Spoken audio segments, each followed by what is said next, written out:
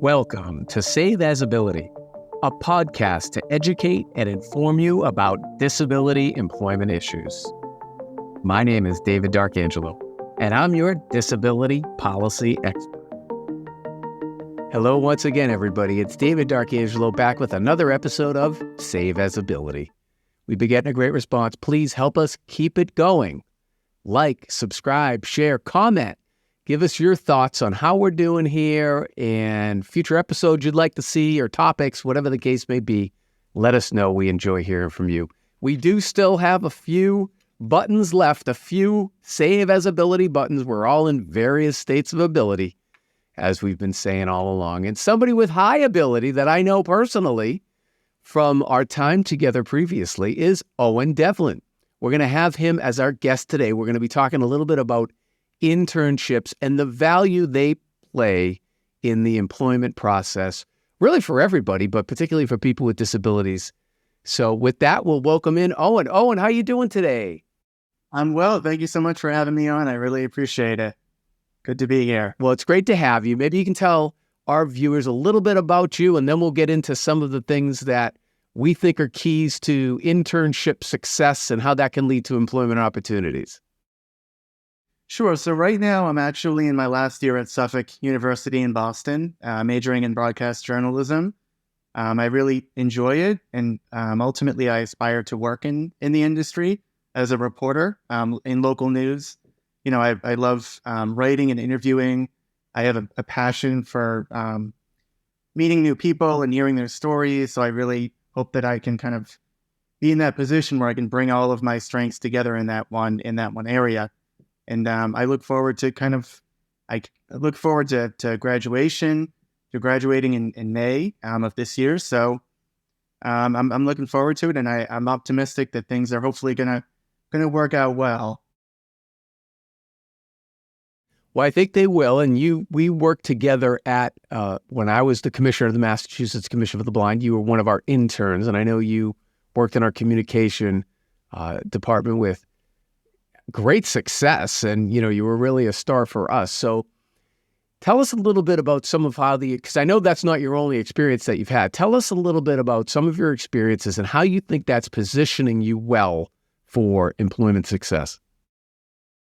So sure. So I've worked in a variety of different capacities in terms of internships in the past few years. Last year, most recently, I worked at BNN Boston Neighborhood Network in Roxbury in the production department, where I really had the ability to explore production in more detail and learn a little bit about what it's like behind the camera as opposed to what it's like in front of the camera. And within that, I like I mentioned, I was in the studio for most of my work there.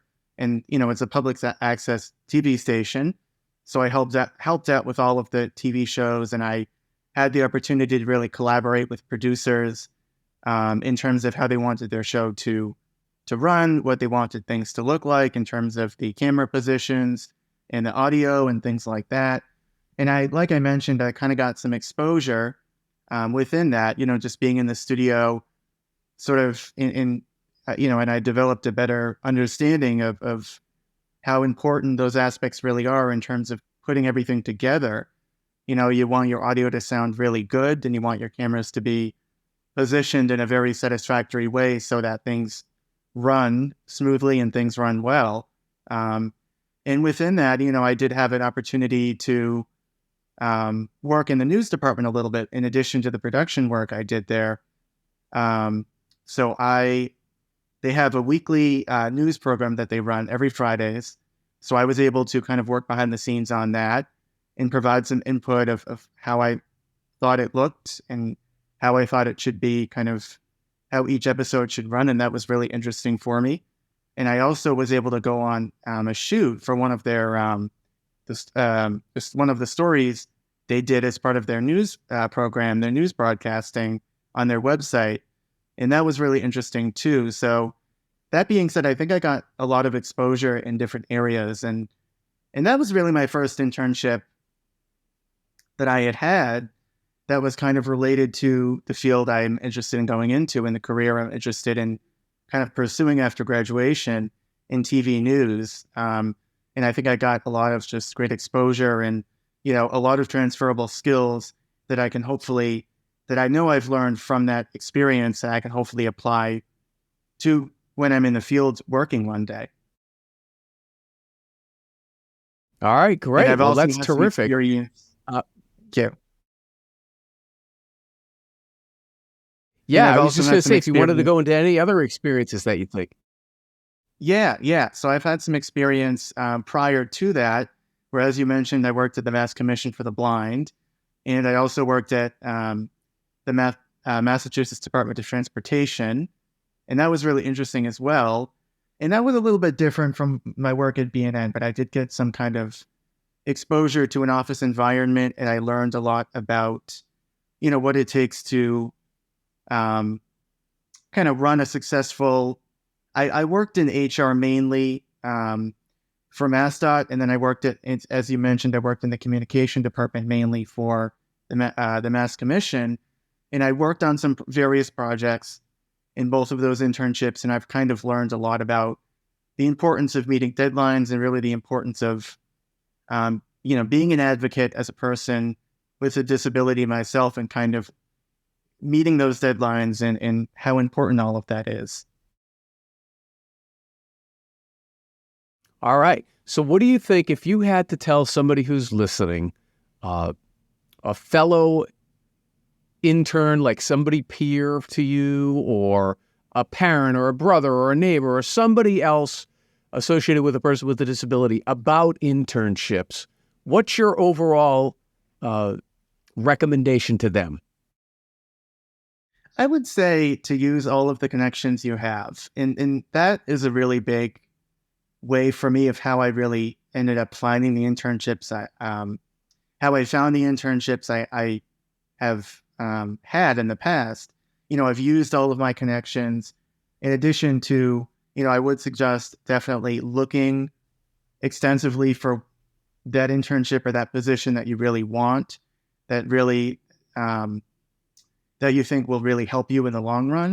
And like I mentioned, I think those transferable skills are really important. So I would definitely suggest looking for something that, like I mentioned, that could be beneficial for you in the long run in terms of, and really ask yourself, what am I going to get from this internship and how can I use the skills I may learn from this internship to what I want to do after graduation, or even just in the long term, wherever you may find yourself in your journey.